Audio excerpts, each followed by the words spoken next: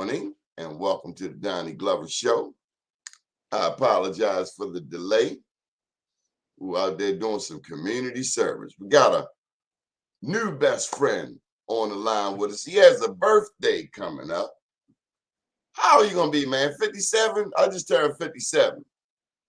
Yeah, I'll take that, but actually I'll be 68. Well, see, you still are a young man. My oldest sibling, 55, 57, 67, 70, 75. So you're still a young man. You're not old enough to be my oldest brother. I'm very young man. Very young man. Yes, you are. You know, hey, Donnie, I remember all the people told me that I wouldn't live to be 21, man. I defied all kinds of odds with that. Why did they tell you that? Because their math was, their arithmetic was bad, you know. What does it mean to be a winner? What does it mean to be a winner? I would say a fighter. You know, you can't win unless you fight. You know, it's all kinds of odds against you by nature and all that. So nature is designed to eliminate, eliminate, weakness. It's like a process, selective process to bring out the winner. Oh, so you subscribe to Charles Darwin's survival of the fittest? Not really, no. It's too many gaps in there. I think he was on to something, but he couldn't prove it, And or did he already have his conclusion before he posed the question? Because his conclusion is that one race was superior, that the white race was superior to the other races. That's true. That's because he wanted to reach that. He really wanted to reach his autism that we all could have and not be aware of. You know, it contaminates our science, so-called science. It's a lot of that in there. A lot of it's deliberate too. A lot of it is not self-conscious. Cultural imperialism and scientific imperialism, the desire to control and rule, and to be on top. Well, a lot of these politicians want to be on top, and then when they get there, they don't act like they're on top. They act like they're on the bottom. You said the key word, the opposite word is they acting to get there, but they don't really know what they're doing. They active. That part. They want to be on top. Everybody want to be on top. The bottom is not a nice place, Mr. Rudy, I'm going to pose a question to you that was posed to me. What would you do for the squeegee kids if you were, say, in charge? I would create an outlet to give them better opportunities to work and all. Because obviously they want to work, Now, isn't that a good thing? Yeah, that is a good thing. Very good thing. At that age, too, it should be some programs, other than, basketball courts and stuff like that, because everybody's not going to be LeBron James and Steph Curry, That's that process of selection, natural selection, survival of the fittest, Darwin, again, the third. But everybody is not, very few people is going to be, a reset where they're going to get paid fabulous millions for being able to play basketball, So by creating basketball courts for our youth as the answer to crime or juvenile delinquency, that's not an answer really, Create academics. You got all these empty buildings downtown and fill them up with people that got experience and knowledge that can teach them. People that been there, made the mistakes and all that. Ex-fellas, that's really knowledgeable, really smart guys in terms of reality, more so than a lot of academics who have theory and no experience, never been out there on the front line. And that's what's happening. They making the policies, man. They're making the policies, and policies are not realistic. They're based on, theoretical experiments. thinking that, you know, a lot of times something logic is not necessary to answer, you know. You think you work something out in your mind, that's logical and all that, but in reality, it don't work, you know. So, in other words, the people in charge don't know what they're doing. Pretty much, that's obvious because look at all the social problems that we have, you know, and been having as far as the school system. Kids don't know how to read all of a sudden.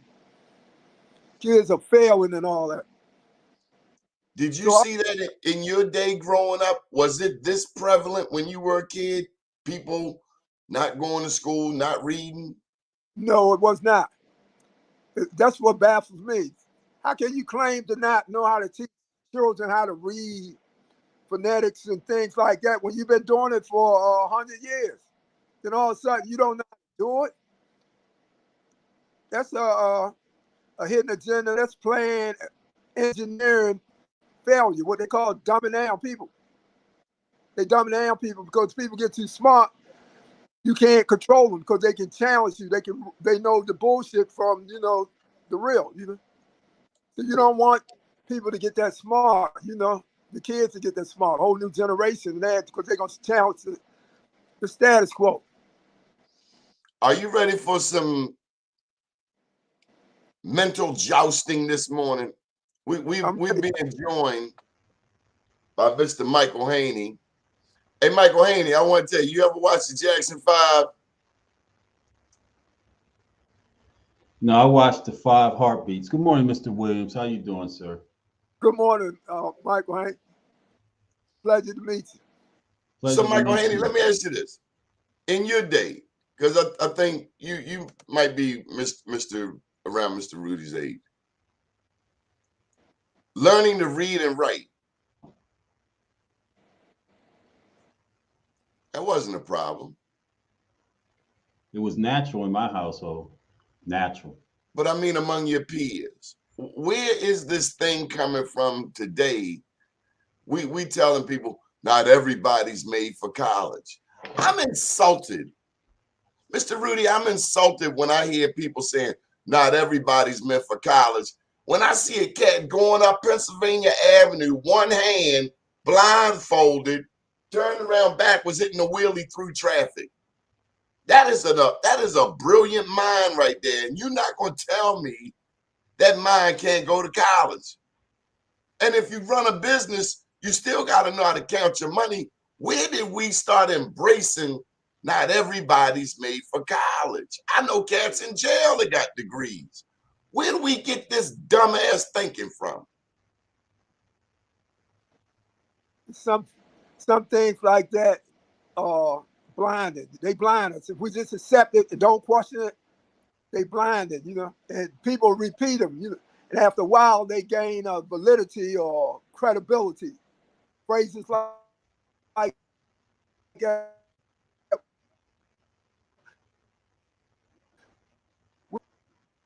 in terms of reading and writing, they don't know how to. I actually stopped going to school, public school, in the 8th grade. But one thing I did, I learned how to read, write, and to count real well. And that skill, the reading skill, enabled me to give myself an education that you probably can't even get in Harvard, Yale. You know, that one thing I learned how to read and write in school. I stopped going in the 8th grade. I started hooking school.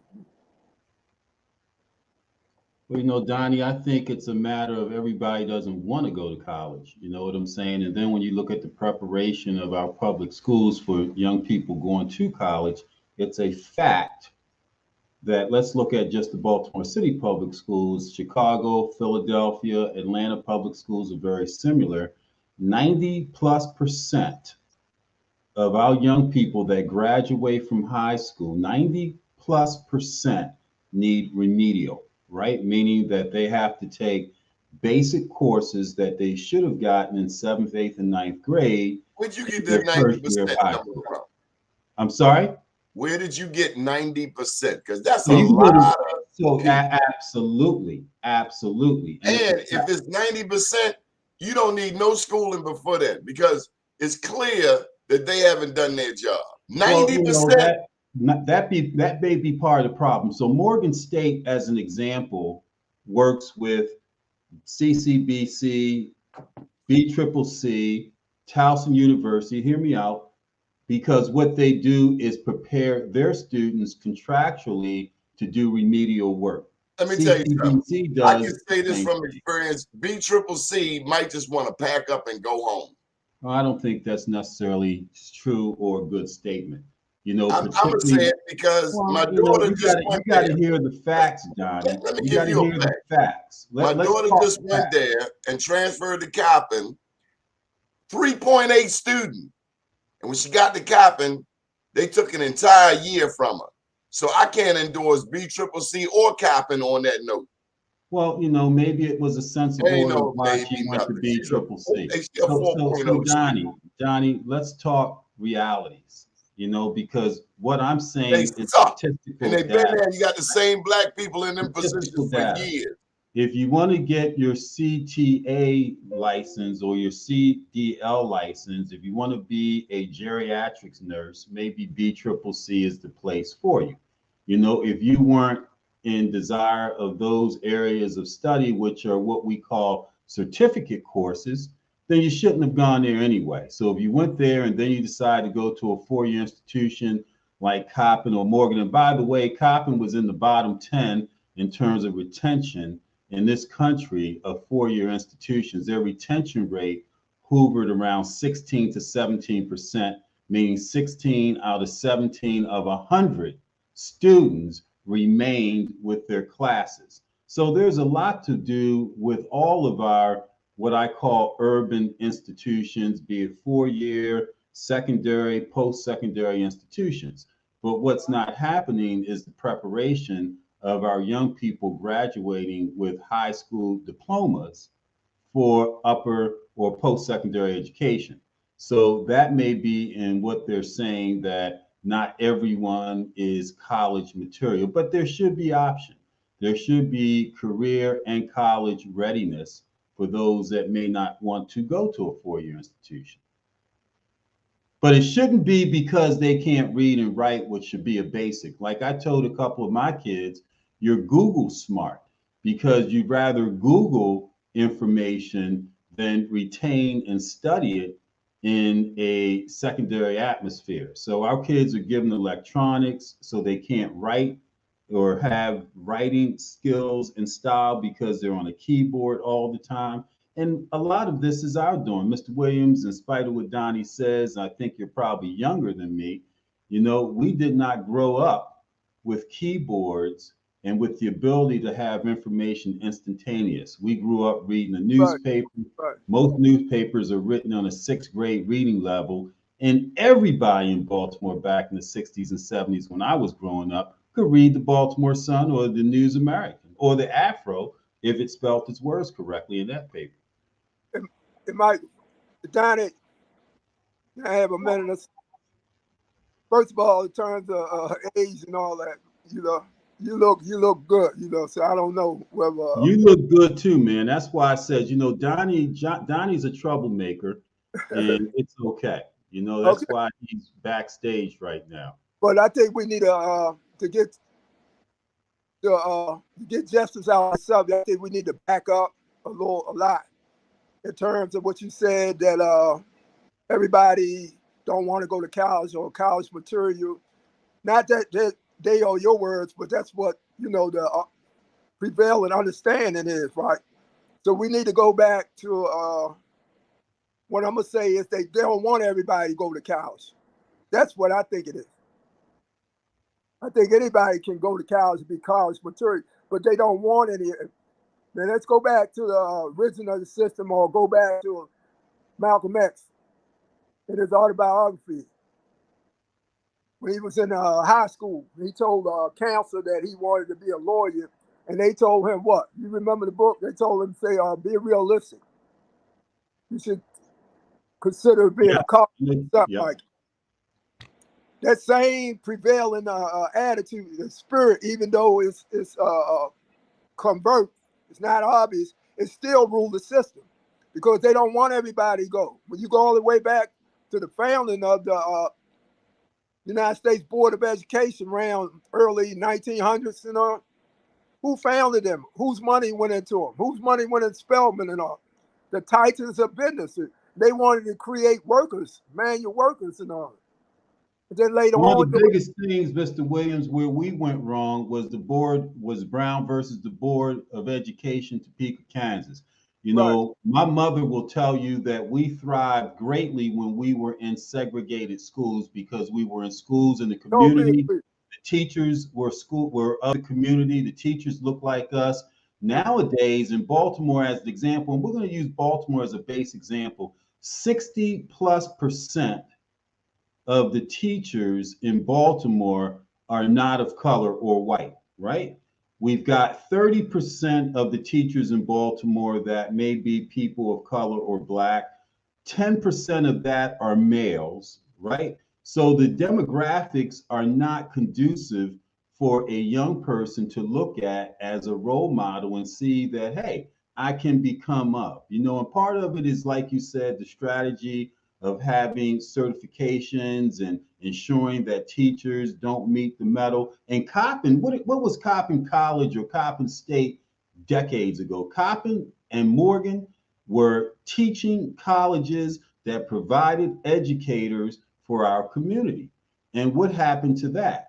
You know, but we have major issues with getting teachers that look like our children that are good role models and can handle them from a disciplinary perspective and understand how to go at their parents to ensure that their parents involved, because it's not just a systemic issue, it's a home issue, a family issue as well, big time.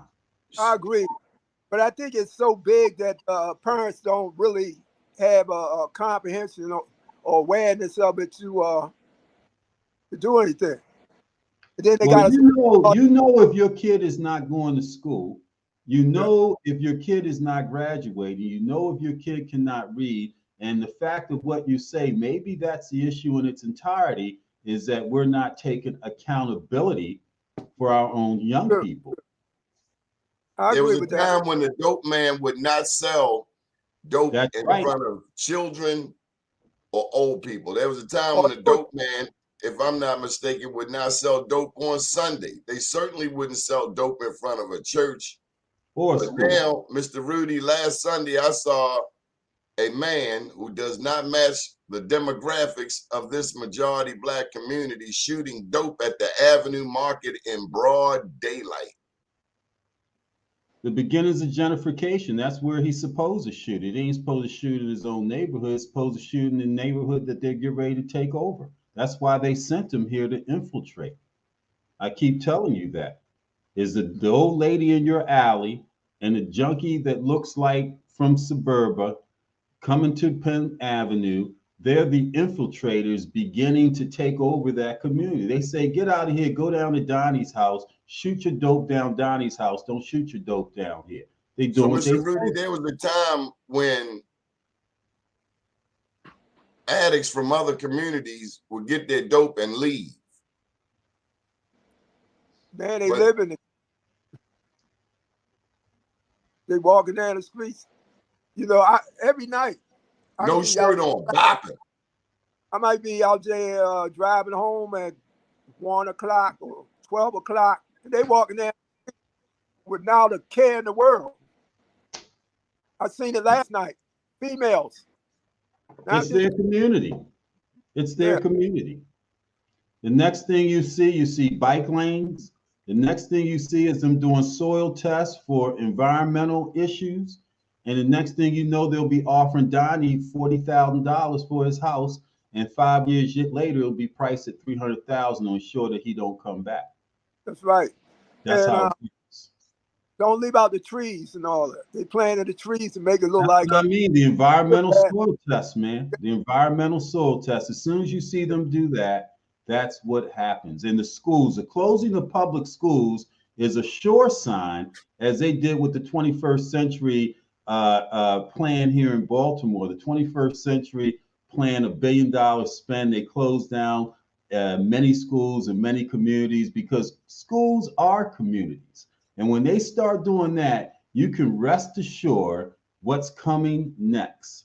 And they did that to Lake Clifton. They did it to Northwestern. They did it to Langston Hughes Elementary or Junior High School. They did it all across the city. The 21st Century Plan, which Dr. Santalese was brought in here to do, to close schools and consolidate and prepare Baltimore for 2030. 2030, Baltimore will look more like DC than it does look like now. Believe me. I disagree. And let me tell you why. Because 2030 is even closer to 2040 when the branding of America will have flipped and the majority will be people of color. So they're betting on that. Already happened. They're betting on that. And that is why they pushed abortion on the white women, because they want them white women to keep making white babies. Abortion has everything to do with the branding of America. Just like those guns. They're not getting rid of guns. Donnie, do you know who the bigger user of abortions are in this country? Black people. They push them on black people like left and right. But who they're more concerned with, black man, are them white women having white babies. Tell me I'm wrong, Mr. Rudy. Both of You have to y'all explain that concept to me. going on at the same time. Like you said, like he said, how Baltimore would look in the 30s, and how you say in the 40s to Brown. Both of these trends are going on at the same time. Which one will prevail, we don't know, but it's both of y'all are true. There's no doubt, Mr. Rudy. There's no doubt when the red line is approved by our next Democratic governor, because off of every linear mile of rail, it's $100 million in economic development. And that means Sandtown, Lafayette Square, Harlem Park. On that side, you go to the other side of Franklin Street. You know, we know what's down there, close to the University of Maryland Biotech Center. That's why they built it. You can even start looking up on North Avenue, up near Coppin Heights, where they got Gary Rodwell preparing it for some interesting things happening there. You know, they don't do this a year out. They've been planning this for 20, 25 years. Yeah, I'm confused. On one hand, you touting Coppin and HBCUs. Hold up, don't cut me off. On one hand, you're justifying our HBCUs, and now you're saying HBCUs are complicit in the gentrification of Black. I didn't say that, but you let me finish my statement, okay? Because we can look at the University of Maryland Eastern Shore. We can meet on Pennsylvania laws if you got me out. Let's look at the University of Maryland Eastern Shore, which is not your typical HBCU, as many of them that are funded in this country as a result of whites seeing that as reverse discrimination and are going there. University of Maryland Eastern Shore has a majority white population now, and they're HBCU. Coppin, with that center that O'Malley put up there, that was an economic engine, looking at now as an opportunity, may flip as well. What center did O'Malley put there? They have that biology center that they built just before the bridge on the left-hand side, that research center, big research center on North Avenue that O'Malley put up there as an economic. I've never seen O'Malley do a damn thing for Coppin. That's Ehrlich O'Malley money. Did during his That's time. That's Ehrlich money. No, well, whatever. It happened during it's Ehrlich money. Time. O'Malley would back to your point, Donnie. It's a fact, right? I'm not emotionally based. I'm statistically based. I'm statistics. It's about the data, man. It's about the data. O'Malley did nothing for Coppin. Ehrlich put money up there. O'Malley didn't do anything for me, but that tech center is up there as a result of his administration. It's not, man. Go do your converting Coppin Heights into a gentrified neighborhood. That's Ehrlich money, okay? Okay, then Ehrlich did it. The guy that's backing Dan Cox, the Trump theorist. Dan Cox is gonna get mashed like mashed potatoes. Well, he is going to get mashed, but let's look. Your boy Ehrlich, and I know you love Ehrlich, right? And Ehrlich, words in my mouth, Mr. Haney. I didn't say that you said. I said I know you love it. That was my mouth, my words. Well, how would you know what I feel? Okay. Well, listen. Anyway, Ehrlich is just as bad as We're gonna Cox. cut this show a little soon, and then I'm gonna meet you on the corner of Pennsylvania and Lawrence at Hey, 10. I know. As you told Mr. Rudy, you couldn't stand me coming in here because I'm going to challenge you with data.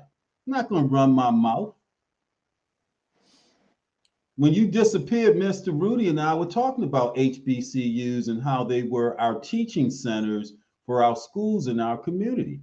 And Actually, you were Coppin talking about the schools you grew up in, the elementary school. right, desegregation may have been the worst thing that happened to us when it came to education. We agree. You know? I agree. That's the smartest thing you said all morning. Well, I appreciate that, Donnie. Hey, the subjects we're talking about are really complicated and deep. So we're gonna have to hear each other out, get to the bottom of it.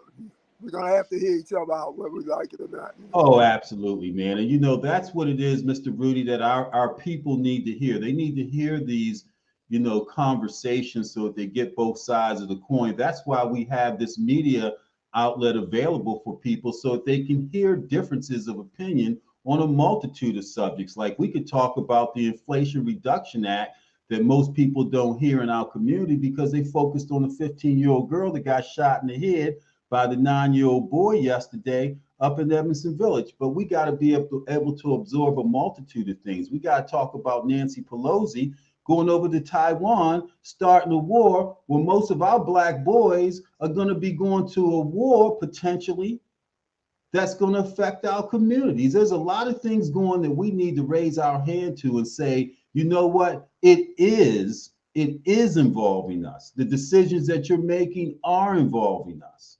And if that's why history is important, because if you know the history, you don't have to know the whole history, but just in general history, we're gonna go to war for against China for their property. Taiwan was part of China.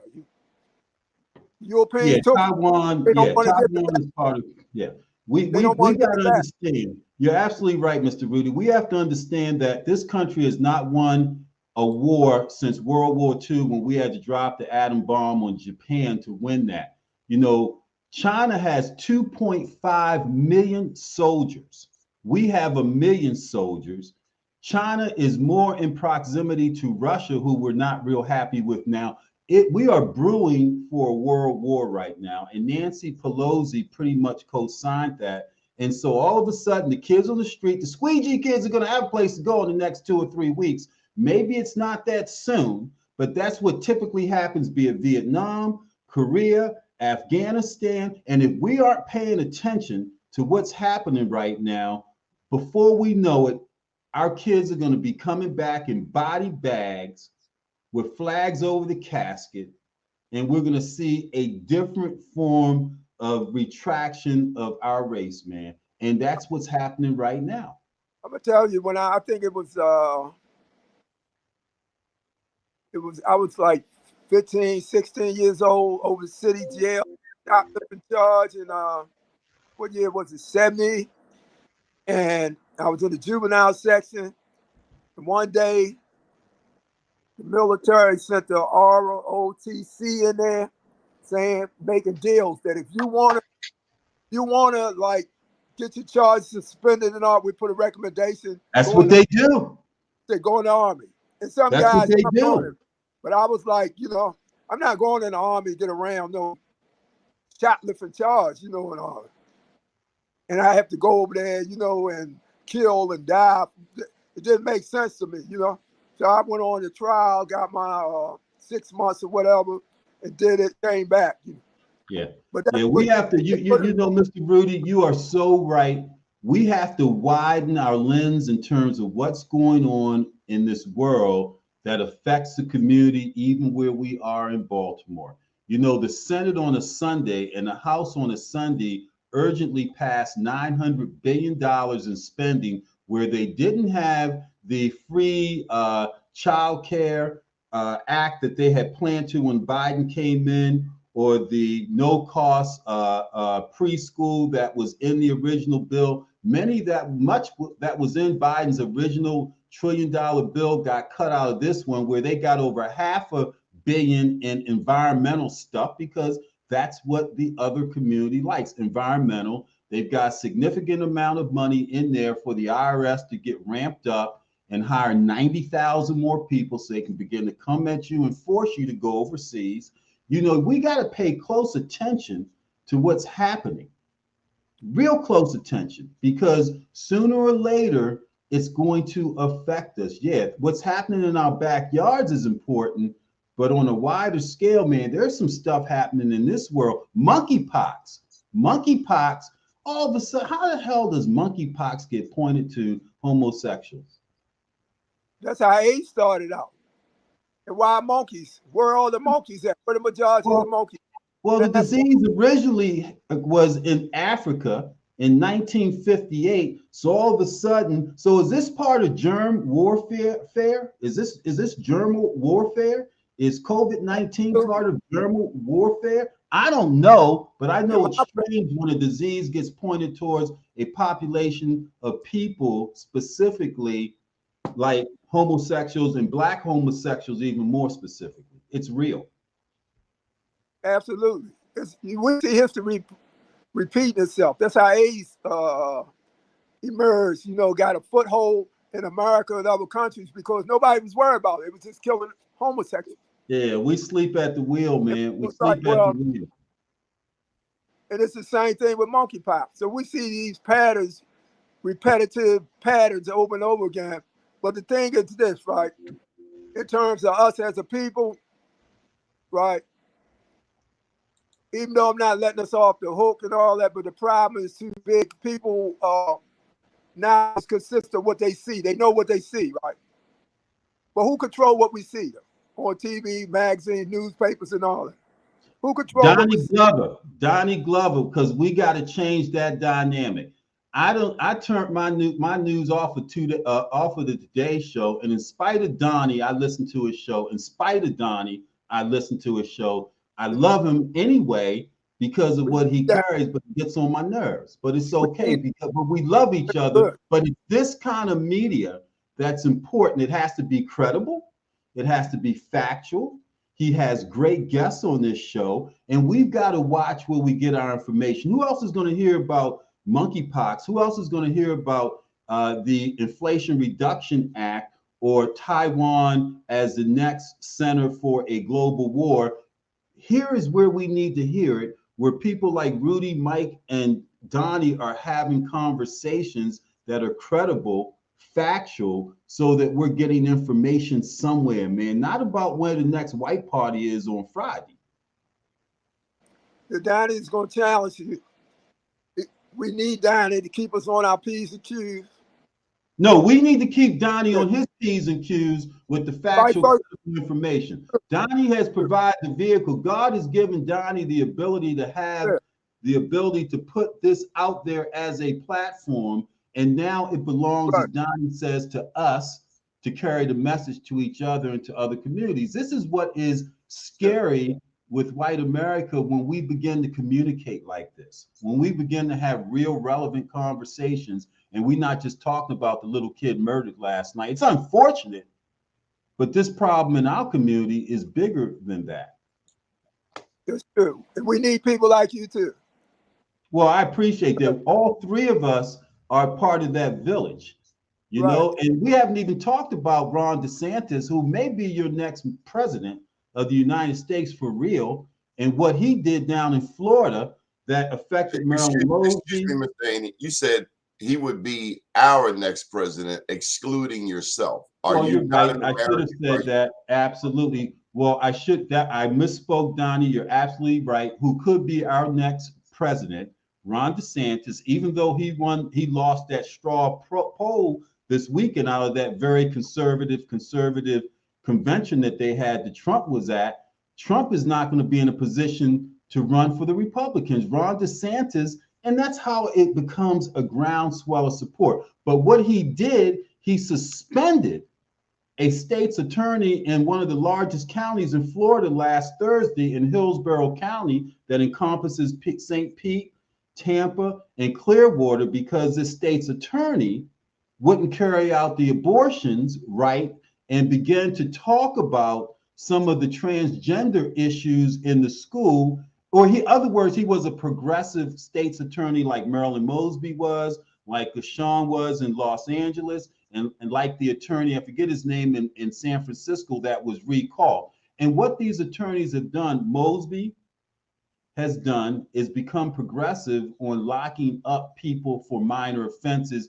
It's kind of backfired because communities are like, man, these criminals are rolling all over the places like roaches. We got to do something, lock them up, and we don't have the patience to wait out the system so that Black people get a fair opportunity in the criminal justice system, which we haven't seen in years. And so now we're going backwards. We've never seen it. We've never seen justice. Well, that's why Marilyn Mosby had in place what she had in place. It's just in 20 years, they'll be talking about the policies that she was trying to put in place as real and practical, but she's ahead of her time. Just like Ashawn in Los Angeles and the attorney in San Francisco, they're ahead of their time. People aren't ready for that.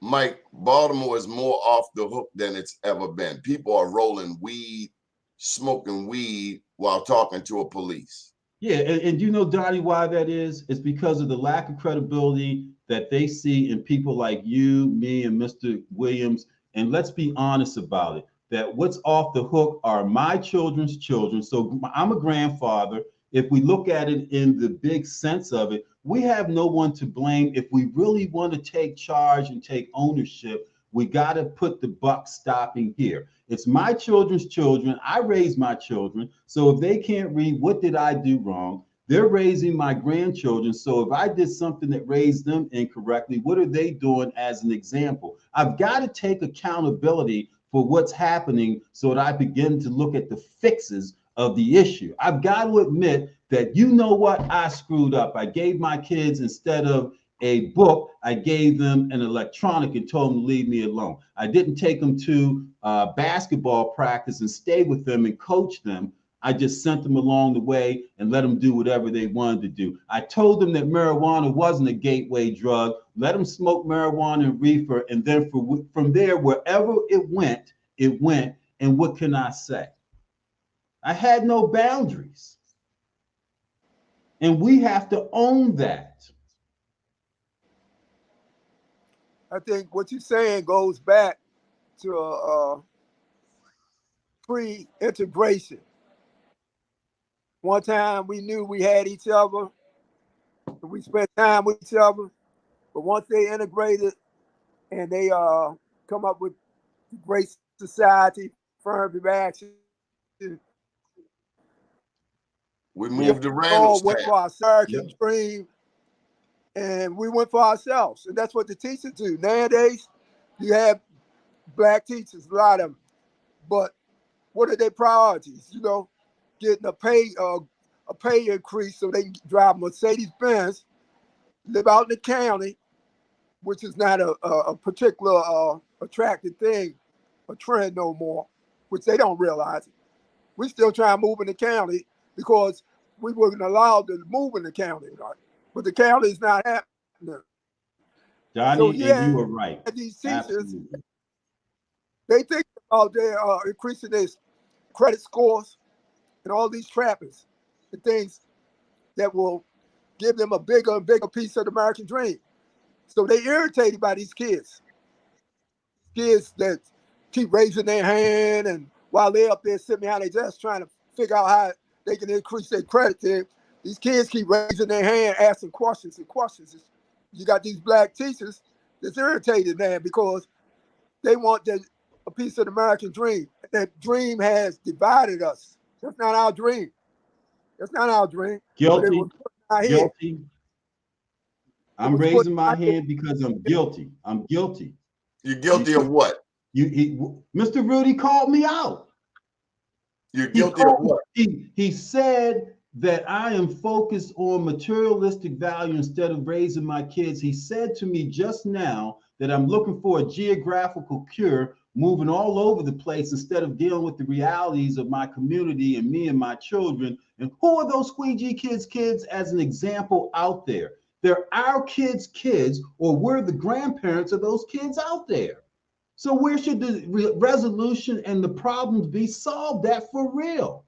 And then we put Black leadership in place, which is why Baltimore is deteriorating, Donnie, that doesn't become accountable to us. That's an I'm awful raising my statement. hand because, Mr. Rudy, if we're going to change, I've got to own up to what I did and where I went wrong.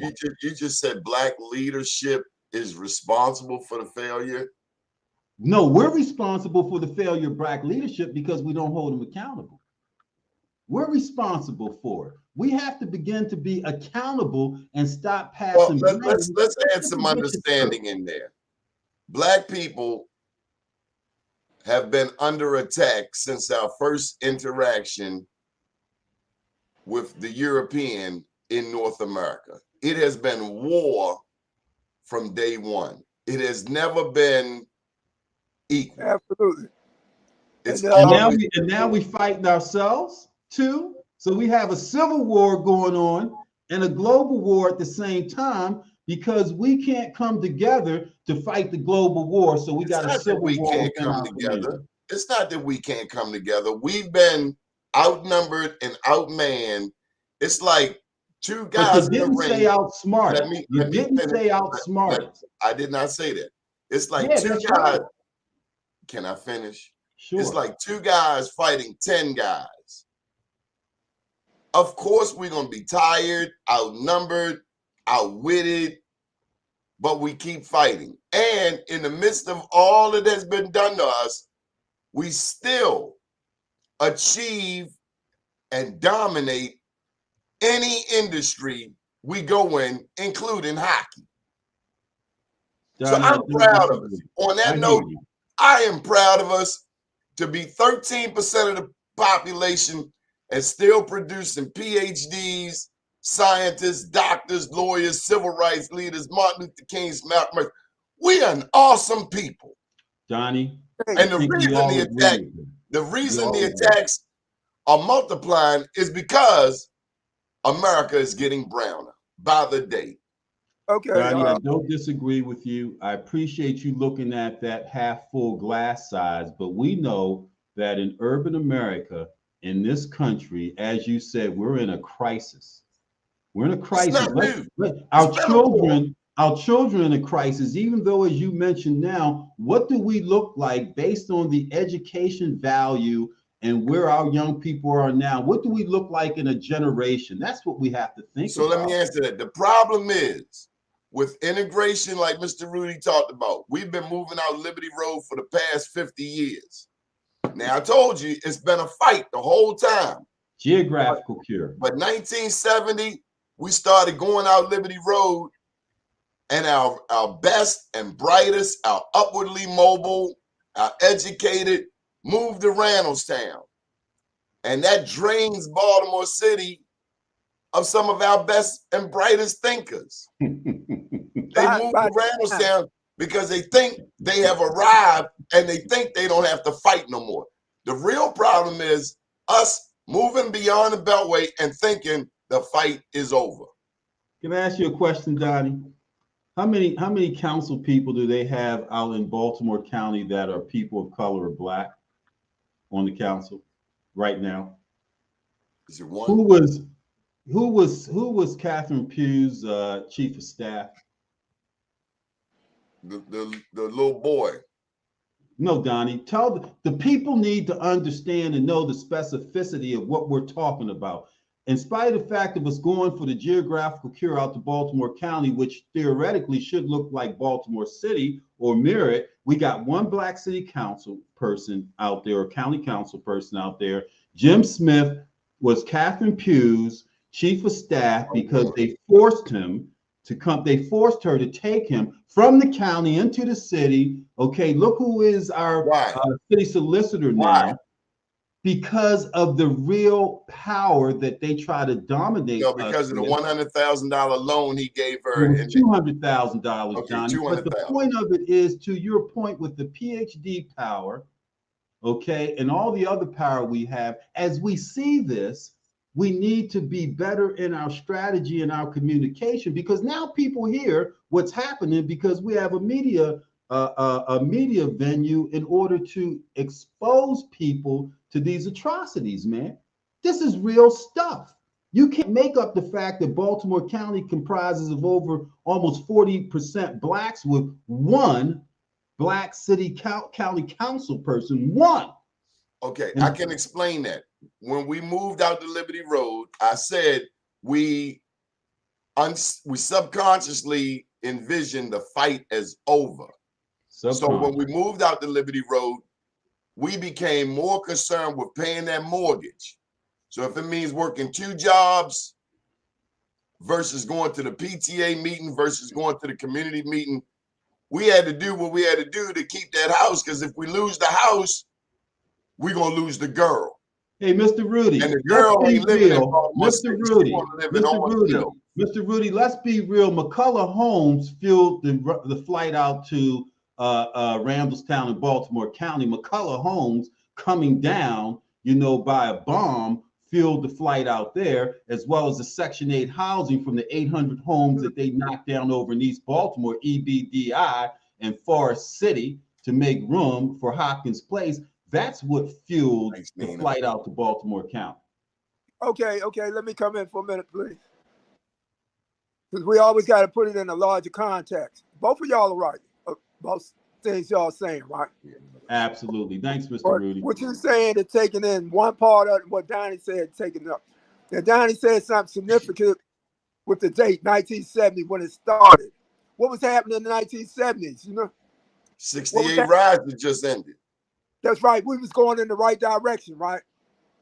So to turn it around, right, they had to bribe off some of our leadership with the affirmative action. Concessions. Okay. Other parts of the leadership, they had to imprison, incarcerate, and exile. We was going in the right direction at that time. So they gave us some bones, and a lot of our people jumped, not comprehending what was going on. It's like, man, we got really smart, intelligent people, but when you listen to them, what I see is that they don't comprehend the whole picture. They comprehend aspects, bits and pieces of the picture. So they think they arguing with each other, really, because one is not seeing one half and the other one is seeing the other half. So they think these half is the whole picture, and they argue with each other. And we was going in the right direction then, but they came up with a strategy to turn us around, stop us in our tracks. Because ever since that they kidnapped us and brought us over here, their goal, it's still to this day, has been to stay on top, to keep us in our place, which is the battle. I just want to add, Mr. Rudy, that there were black people here when the Europeans got here. There were black people in this hemisphere, the Western Hemisphere, right, before the European got here. Matter of fact, black people were navigating those ships out of Spain and Portugal. That's how the Portuguese and Spanish knew how to get here. We have been coming here. And to Quandra's point, no, we're not saying that blacks first went to Baltimore County in 1970. We know that Benjamin Banneker, the scientist, astronomer, he was from Baltimore County. We know about the black people in Oella, but in terms of the recent migration, the mass exodus was from Baltimore City straight out Liberty Road. Now, blacks do live in Essex, in Turner Station, and we have been living there. It's not new, but we're talking about the migration quandary. Gentlemen. Hey, Donnie, I just want to say before I go, first of all, good discussion as usual. Like I say, I commend you. I commend you. I commend you. I commend you for this platform. This platform has to be taken very seriously. It has to be used as a conduit for us as a people to communicate real issues. What are the real issues? Is it leadership in Baltimore in the future so that we talk and have conversation about who could be the next mayor? Because right now the plotting and planning is going on because, Baltimore's a fire and they're going to, look to run. Let me tell you this. If the election were today, Brandon Scott would get reelected. Well, we all know that that's a possibility, but is that That's in the what would best happen. interest of our community? Stephanie My Rawlings Blake, point, she was my having a point terrible is, time, and she got elected.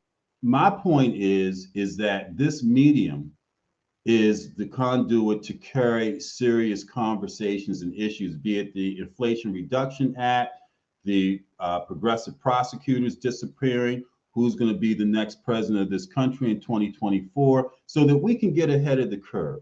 You I know, got by a the time specific we have question for you, Mr. arguments, Haney. we're always too late. I We're got a always too late in the game. specific question for you. You are the black tourism guru in the country. Yesterday, I was down at the harbor. It was packed, particularly on the north side of Pratt Street. I'm talking about Capitol Grill, Chipotle, Fogo de Chao, Marshalls. That 2 blocks, just half of that side of the street was packed. And so my question to you is, isn't that a good sign for Baltimore?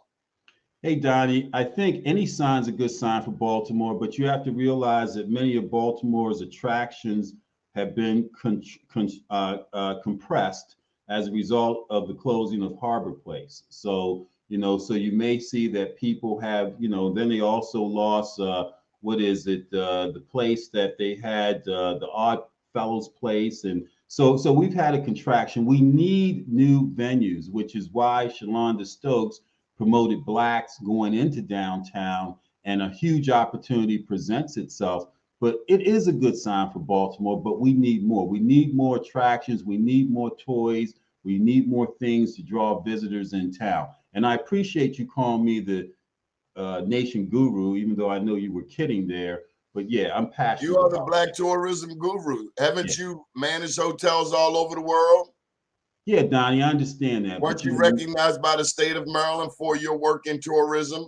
Absolutely, Donnie. Weren't you the only black recognized in tourism? That's almost there, Donnie. Absolutely. Absolutely. Well, I mean, Lou Fields got some props, but I know you have worked in the industry. I worked in the industry, and there are not many black general managers throughout the country. And when a black does become general manager, I remember Robert Steele down at the Hyatt. When we do reach that pinnacle, we're often snatched and taken to cities, to bigger cities that will pay you more money. So the fact that you are here in Baltimore is a huge asset, and we appreciate you. Well, I appreciate that. Being from Baltimore, but I just want to make sure before I go, having Rudy and Donnie, right? And I love Baltimore. And we start off talking about education.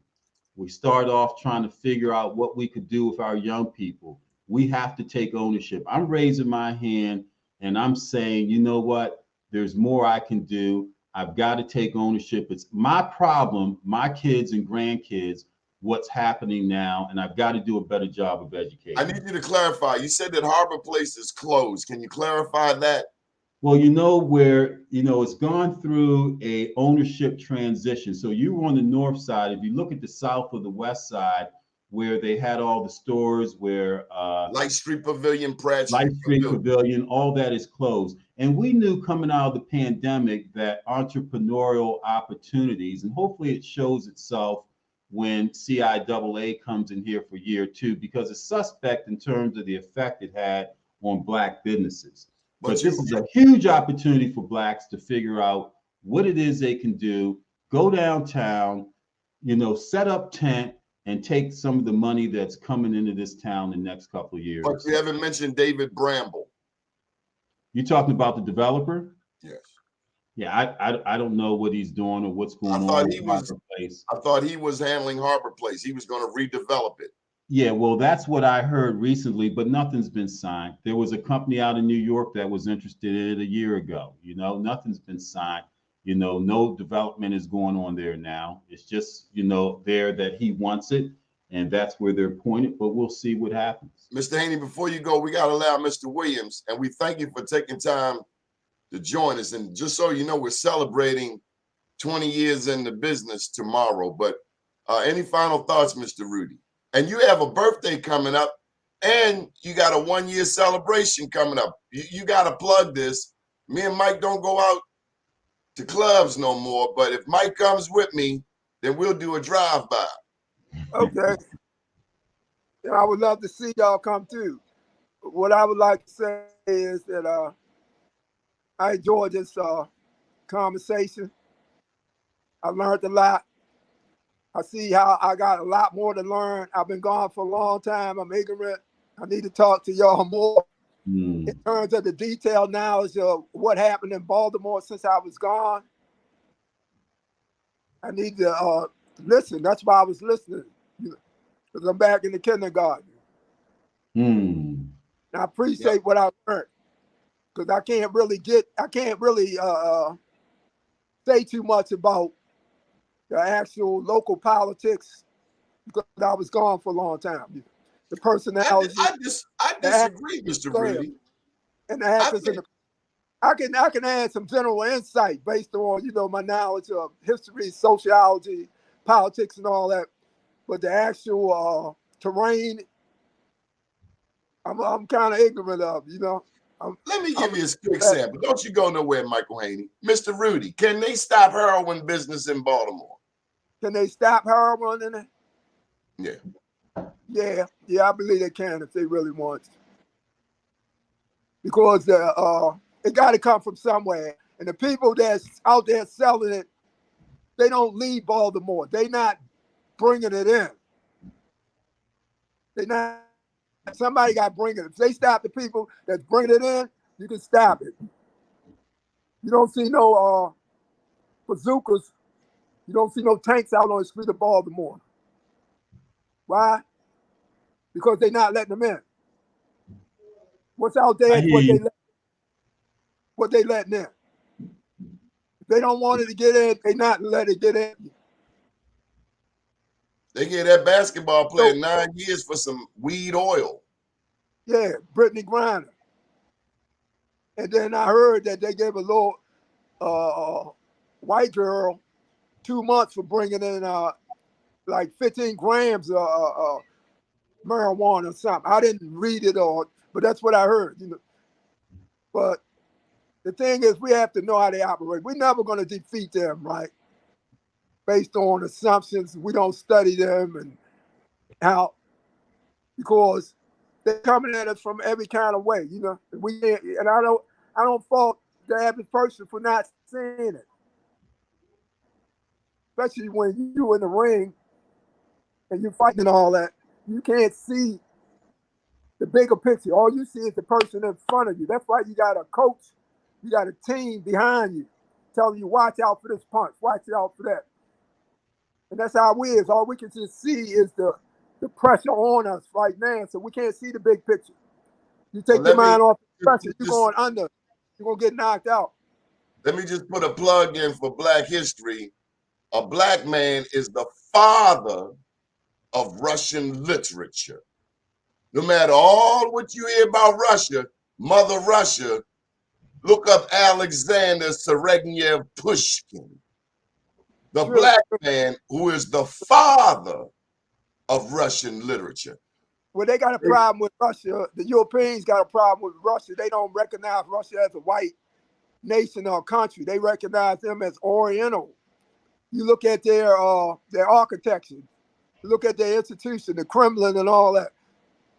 They have the dome-shaped thing. So they don't recognize as being a white European culture. It's part of being the West.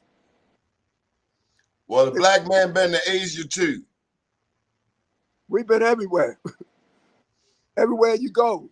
Yasuki, that's who I was trying to think of. Yasuki, the samurai, the black samurai from Mozambique. Even on the moon, they showed us a face of a person on the moon. I don't know about the moon. Yeah, they did. Going up to the moon. I'm leaving for Elon Musk. Look it up. Look it up. They sent the probes up there, the satellites, and they see like pyramids. They kind of brushes over. And I know this. If we go to the moon and we ain't got no money, it's gonna be just as racist up there as it is here. Well, I'm gonna tell you, if we go to the moon and we start colonizing the moon, I'm gonna tell you who want to be the the workers, the laborers, and all. It's gonna be like Avatar. Yeah, it's gonna be us. And where they gonna get the labor from? They going into the prisons and all. And they gonna make deals. You want to get out early? Go to Mars and work for 5 years. Get out early. This is the trend. This is nothing new. Everything is already done before. You know, it's like I don't trust him here. I know damn well I ain't gonna trust him in outer space. me neither. I'm gonna start a Black Wall Street. Okay, we gotta go. That would be the first. We gotta go. Have a good day, Mr. Rudy, Mr. Mike. Thank you so much. May the good Lord bless you. Good morning, world. Look forward to us doing this again soon. Yes, sir. Good day, Mike. It's a pleasure.